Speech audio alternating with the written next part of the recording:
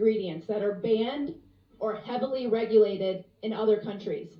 Facts. Even worse, American food companies are selling the same exact products overseas without these chemicals, but choose to continue serving us the most toxic version here. It's un-American. Let me give you some examples of McDonald's French fries.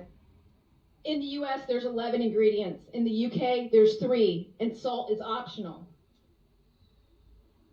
An ingredient called dimethylpolysiloxane is an ingredient preserved with formaldehyde, a neurotoxin, in the US version. This is used as a foaming agent so they don't have to replace the oil that often, making McDonald's more money here in the United States. But they don't do that across the pond. This is Skittles. Notice the long list of ingredient differences. 10 artificial dyes in the US version and titanium dioxide. This ingredient is banned in Europe because it can cause DNA damage. Artificial dyes are made from petroleum, and products containing these dyes require a warning label in Europe that states it may cause adverse effects on activity in detention in children. And they have been linked to cancer and disruptions in the immune system.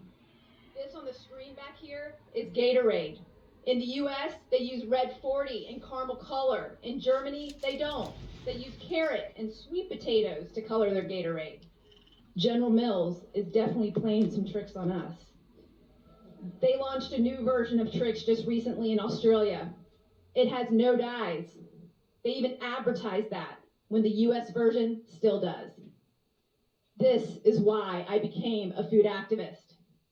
My name is Vani Hari, and I only want one thing. I want Americans to be treated the same way as citizens in other countries by our own American companies. For 60 years, almost all food additives were being created for one sole purpose: to improve the bottom line of the food industry and not improve our health.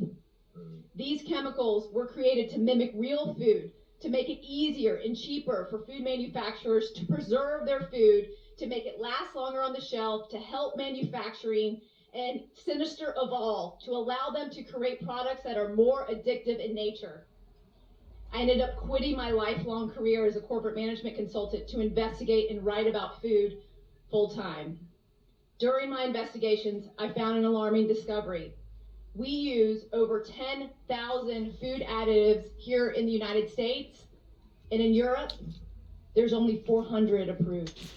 We were able to get Subway to remove azodicarbonamide from their bread in the United States after another successful petition.